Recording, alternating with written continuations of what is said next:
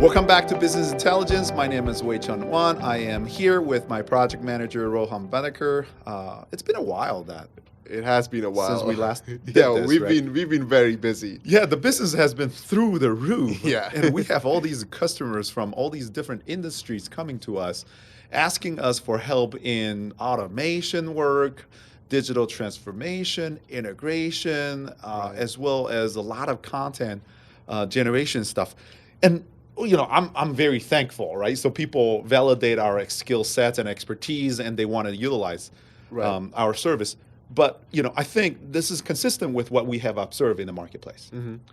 The economy has been booming. Oh yeah. Right. So, and you see, I thought maybe after the fourth quarter of 2021, things will slow down a little bit.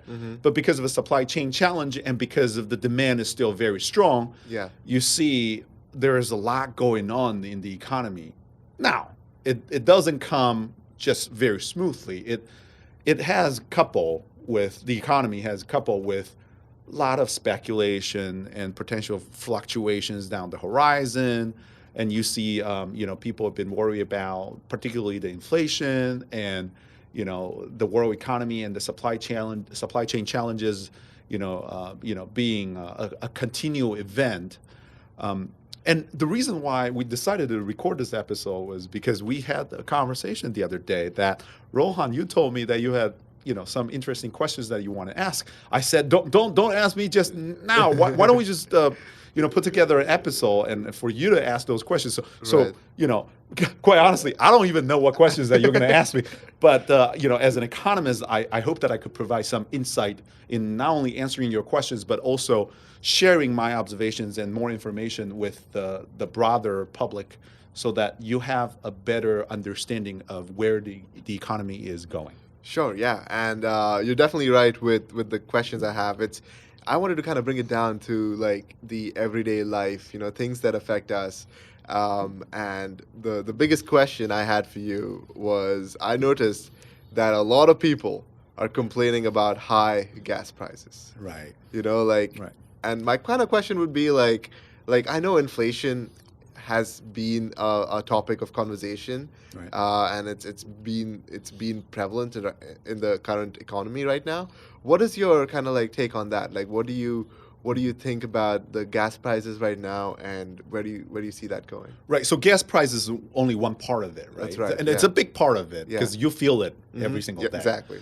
And just to put things in perspective, roughly 25% of the industries are directly linked to gas price. That is huge. Right. Transportation. Exactly. Right. Because transportation is directly linked with the gas price. Right. And then that transfers and translates into everything that we consume. Now think about the things that you buy that is not related to transportation. All you Amazon shoppers out there, right? Exactly. You contribute to the hike in gas price. Right. And like I said, I mean, the consumption trend is still very strong. I thought personally that after the holiday season ended in the end of fourth quarter 2021, this will die down a little bit. But you have to remember, most of the demand was not fulfilled during the fourth quarter because of the supply chain challenge. Right. So some of the pressure got postponed. Yeah. Into the first quarter of 2022, which is what we're experiencing right now. And gas prices is just one part of it. It's a big part, right? And you mentioned inflation. Everyday price. You go buy a gallon of milk, grocery, meat, vegetable, you feel it. You frequent the restaurants, the prices increase on the menu items. Because again, all these costs coupled with a very strong demand, jack up the price. Right. Now, where did the demand come from? Part of it was because of the kind of like the postponed demand during the pandemic. There was a lag. Right. There was a lag, right? Yeah. And then the federal government, the Federal Reserve in particular, monetary policy, we relaxed it so much so that the increase in money supply, bring down the value of currency. Now we have all these money floating around. in the economy. Right. To put things in perspective, I'm not trying to be technical. In the monetary policy world, we kind of measure the amount of circulation of currency in the economy by using several measures. Okay. I'm not sure whether you've heard of M1, M2, and M3. So M1 is a number that captures the most liquid asset that includes the currencies that you use every day. M2 is a little broader because M2 includes M1 plus the deposits of checking accounts. Okay. Little bit less liquid, still very liquid. Oh yeah. Right. And then M3 covers M1 and M2 plus the long-term deposit account and the balance in the mutual funds. I see. Right. Okay. So if we just look at the M2, last year we have 20+% increase compared to the previous year. So there's a lot of money floating around the economy. Okay. And now people are arguing that maybe the economy is overheated, right? Which then consequentially you have the conversations of Federal Reserve trying to jack up the interest rate. Well, the interest rate that at the Federal Reserve level, it's actually federal funds rate, but that translates to the everyday interest rate that we see. So once the federal funds rate increases, the everyday interest rate also increases. Again, not trying to be critical, not trying to be overly technical, but having more money circulating in the economy brings down the value of the currency. Because rare things value more, right? Yeah. And now when everybody is fighting for services and goods, what do you use to consume? The money you have in hand. And when there's too much money in the economy, the value becomes less. So as a suppliers, you want to charge more, because you realize that the money you collect has less value. So you want more of it. Exactly. Right. Yes. So with respect to everyday life, that has a tremendous impact in people's everyday life. And I have people that come to me almost in a celebrating tone, bragging about how much raise that they have gotten last year, right?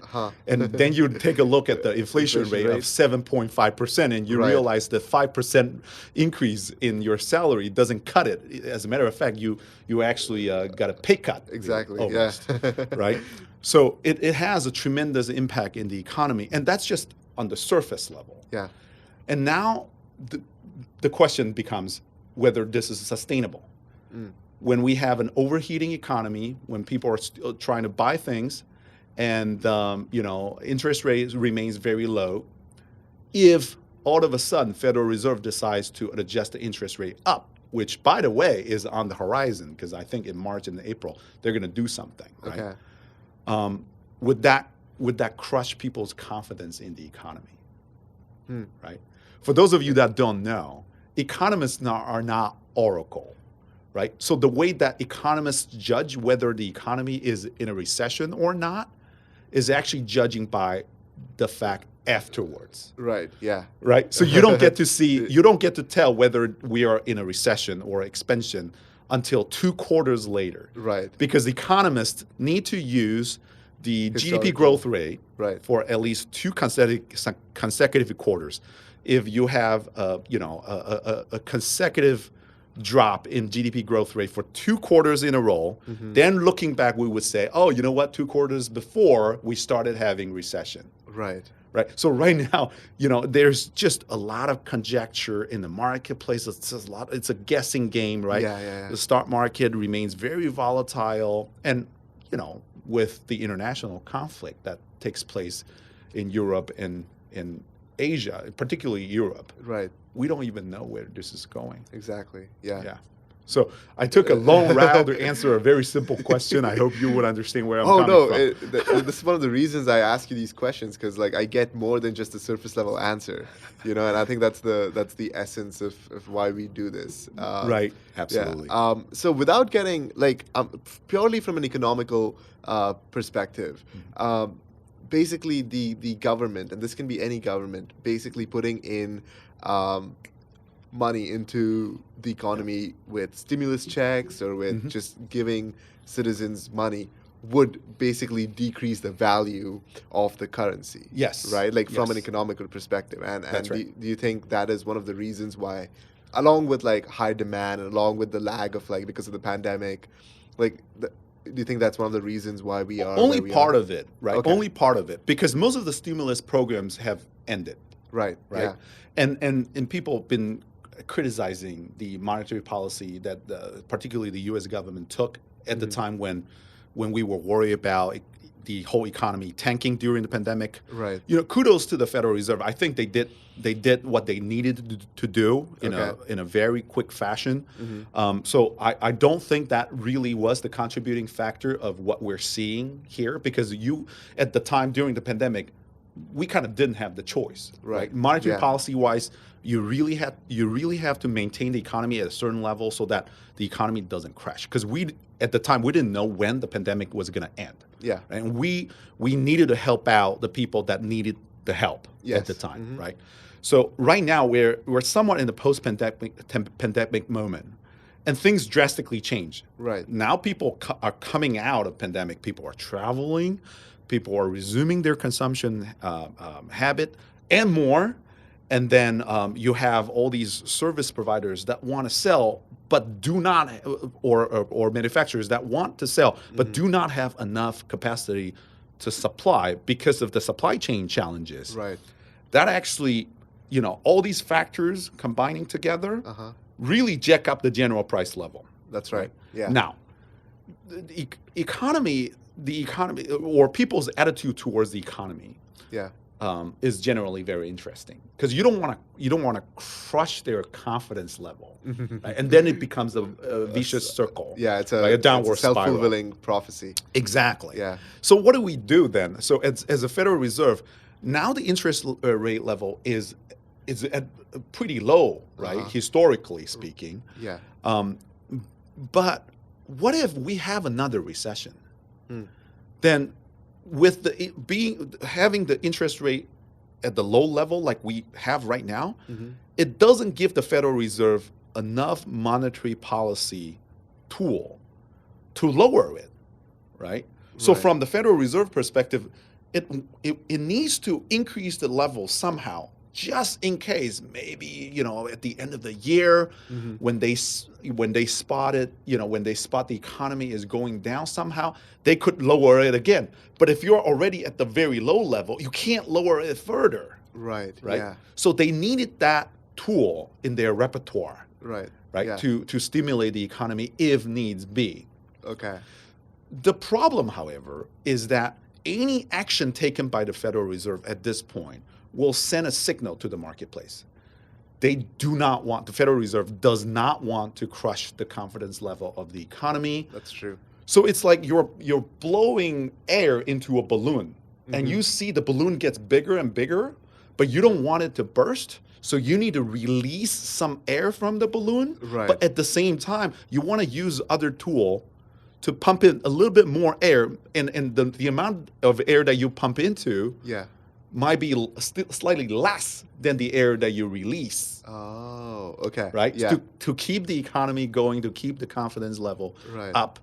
A lot of people argue that the volatility, as demonstrated in the stock market recently, has already priced in the anticipation of the interest rate hike of Federal Reserve. I see. Right? And that's not going away. Huh. Right? Okay.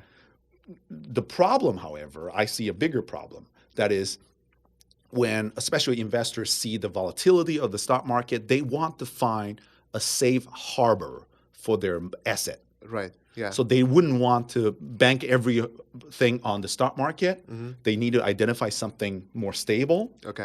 A lot of people say cryptocurrencies. Well, judging by the volatility of the cryptocurrencies these days, that is probably not a safe harbor. I see. And so where does the money go then?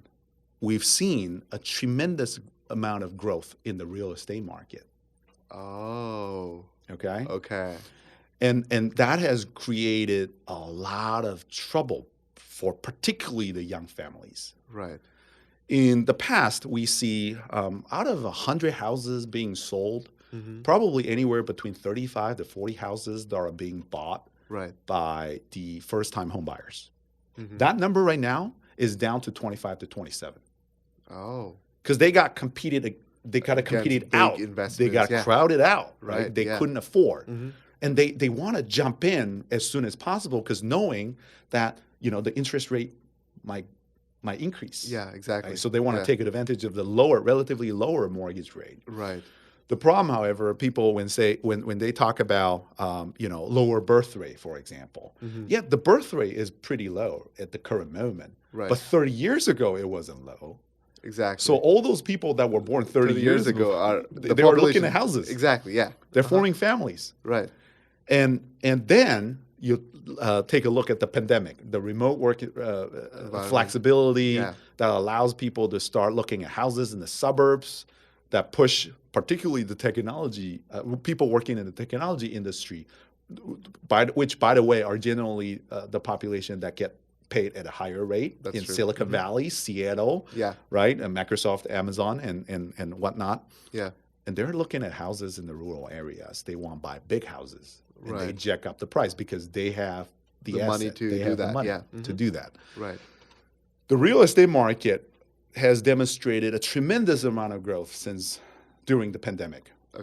Okay, and people want to be living down in the South, right? So if you look at the number last year, the top 25 markets that have experienced the most growth in the real estate market, 24 out of the 25 cities are in the Sun Belt.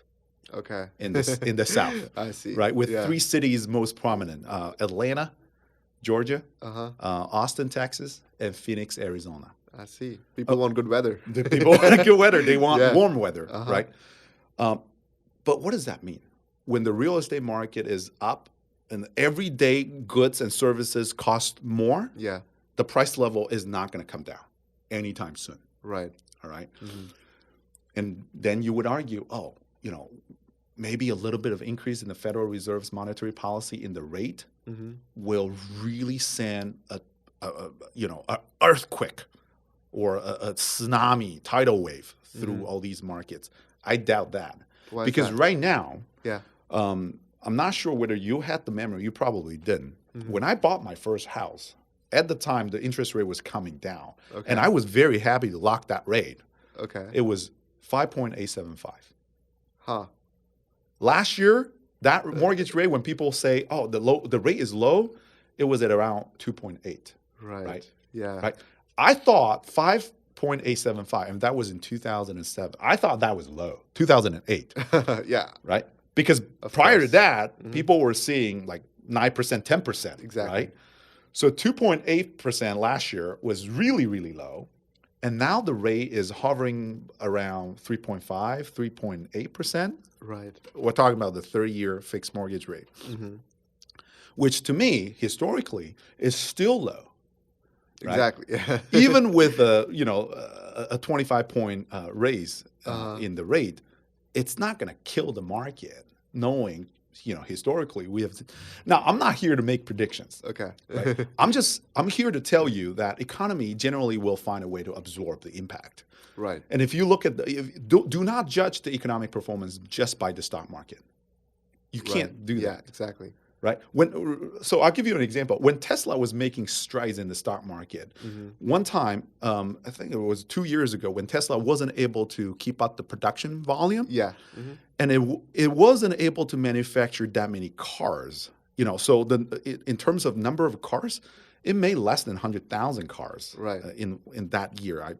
Maybe I was wrong in the exact stat, but compared to the traditional car manufacturers like Ford, that's GM, nothing. Yeah. that's nothing. Yeah. But at the time when their production volume was so little, the stock price of Tesla was so high that it justified Tesla to be the number one car manufacturer in terms of market capitalization. Right. Yeah. So can we then use the stock price to judge the industry place in terms of car manufacturing? For Tesla at the time, I don't believe so. Yeah, because I remember one time Ford, there was some kind of comparison between how many cars Ford produces in a day, and that is compared to how many cars Tesla produces in a year. But nevertheless, Tesla has been very successful. Oh yeah, for sure. Right. But you're right about like the market cap and how that is not the only way to kind of like judge the economy. You can't. Yeah. You can't. Huh. So in terms of all the business owners that we have served, Right. they oftentimes they come to us and say, so where's this going? My general advice and guidance that I provided to them is don't look at the economy, right? Right. You have to make sure that the service that you're providing, the goods that you're selling, Right. carry value, right? You want to make sure that you establish enough entry barrier so that people still want to come to you. You're helping the economy. You're helping the consumers justify the money that they're paying you. And this is so much so, to explain the service that we're providing. Exactly. We're yeah. justifying it. By the way, we never overcharge. We see a lot of service providers are taking advantage of the marketplace by jacking up their service rate. That is true. Yes. But again, understand what your value proposition is and stick to it. Don't try to rip the short-term gain. And this is as much as for the consumer as well, right? You see the used car market, 35% increase. Oh yeah, it's dangerous right now. It's dangerous right now, right? Yeah. It's dangerous right now. And cars, houses, everything, big ticket items, Right. expensive, right? And people often ask, is this sustainable? Well, I will tell you though, you need to look at the market from a holistic perspective. Right. In terms of real estate market, I wouldn't use sustainable to describe the current status. But what I'm seeing right now, again, without making prediction, and you could judge, what I'm seeing right now is the demand is so strong because all these families, they need houses. Exactly. They're being caught between a hard place and a rock. Right. If they don't buy houses now because they couldn't afford, they got priced out, Right. they have to keep renting. In not only major cities, but also suburbs. Oh. The rental market has experienced also one of the most tremendous growth. Right. Right? We're talking about 20 to 30% increase in rental payments, depending on where you're looking. Exactly. Yeah. Where you're looking. So what do? So you downgrade. You rent a smaller place. Right? Problem is, that is not sustainable. Because when you want to have a family, you have more members in your family. You need a proper place. I'm not talking about a big place, a proper place. Yeah. A one bedroom apartment probably wouldn't be able to accommodate Exactly. Yeah. a four person family. Right? Right. So what do? So for markets like this, when there is very strong demand in certain pockets of the country, I don't think that I don't think the housing market is gonna crash. I see. There's very strong support. Right. Yeah. People have been not putting things in perspective, right? So we're looking at, for example, 30-year fixed mortgage. Let's just assume that it's 4%, right?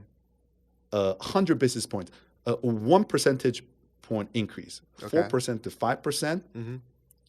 If you were borrowing like $1 million, that's a roughly $750 increase in your monthly payment, right? Yeah.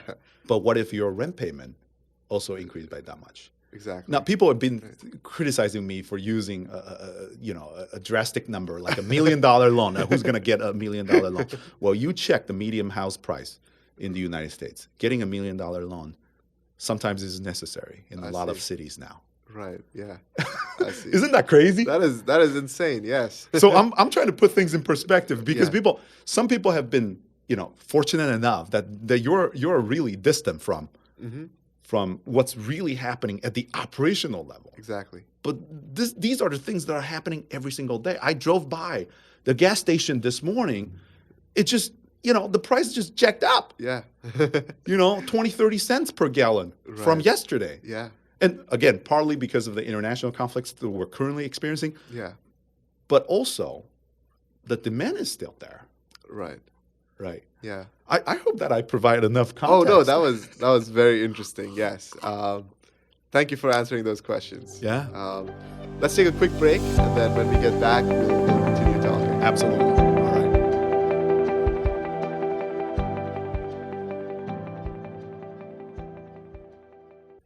right, welcome back. We were talking about inflation and prices that are going up and up and up. And I was wondering what advice you had for business owners, given the state of the economy right now. What an interesting question that you ask. A lot of businesses that we serve, they're navigating. Right. Right? They've probably never seen the inflation rate like this before. Mm-hmm. Well, the last time when we had this, it was in the 80s, right? So U.S. has not experienced this kind of inflation increase Okay. or price level increase for years, Right. for decades. Now, the advice that I give our clients was to really take advantage of this time, not to take advantage of your customers, because even knowing that your customers might be willing to pay for a higher price, Right. but to establish a more robust relationship with your suppliers and consumers. Right. Right. Okay. Because you are taking advantage of this opportunity to establish a really solid value proposition. You don't just want to sell anything that you want. Exactly. You could sell. You want to be able to identify certain things that you do very well and focus on those. Too often, people take advantage of the overheated economy by trying to take all money on the table. But it's gonna taper off. Exactly. You know, if business cycle theory predicts that it's gonna come up and down, you know, and when it tapers off, what do you have left? You want to, again, establish a level of authority in the segment that you operate so that when it tapers off, you still have a very solid cohort of followers, customers that you served before that trusted you. Exactly. Right. So I will say that this is the perfect time for you to review your operational process, making sure that you have the right and fair pricing strategy going on, establish that relationship, the goodwill with the clients, and have that very solid list of clients. Right. Yes. And deliver what you need to deliver. Yeah. Now, there is a lot to be done in that front.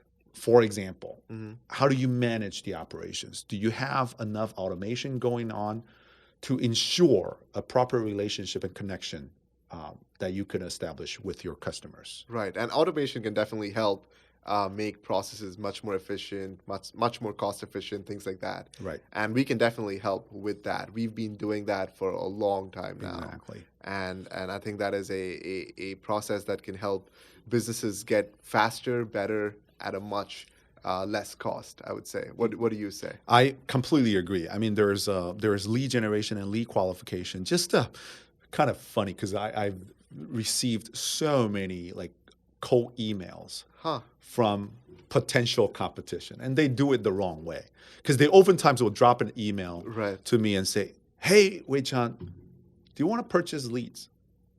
And I was like, "Wait a second." I'm a lead generator too. Yeah, I'm in that business. You know what I mean? I can do lead qualification better than you. Right. But the cold email was oftentimes rude. Because they don't think about where I'm coming from, right? They just want to dump the leads on me, and they'll price the leads based on, you know, basically the number of companies, the number of contacts that it could provide, without thinking what the clients really need. Right. It's not about just the leads. It's about how do you run the leads? How do you qualify the leads? Exactly. What is the communication strategy behind the leads? Right. Right. Yes. They don't think about that. Yeah. And to see, because all these people, they wanted to understand, they wanted to grasp the opportunity. They want to grab the opportunity in a timely fashion so that they could make quick sale. That to me is a huge turnoff. And I would advise very strongly all of my clients not to do that because it's the cultivation of the relationship. Yes. When it tapers off, you're not going to have that many opportunities that come your way automatically. Exactly. So you better have a way. Sustainable. Exactly. You better have an organized, a systematic way to manage your client relationship. And it starts with your internal operational efficiency. Right. Yeah, for sure. Well, thank you once again for answering that question. Any last remarks before we sign off? Yeah, well, we have been doing this for a long time, and we enjoy the work that we've been doing. We've seen a tremendous amount of growth in some of our clients, and we're happy to partner with you if given the opportunity. Yes. So if you have any questions, if you want to know more, if you want Absolutely. to work with us, you can follow the link in the description below. All right. Thank you. See you next time. Bye. Goodbye.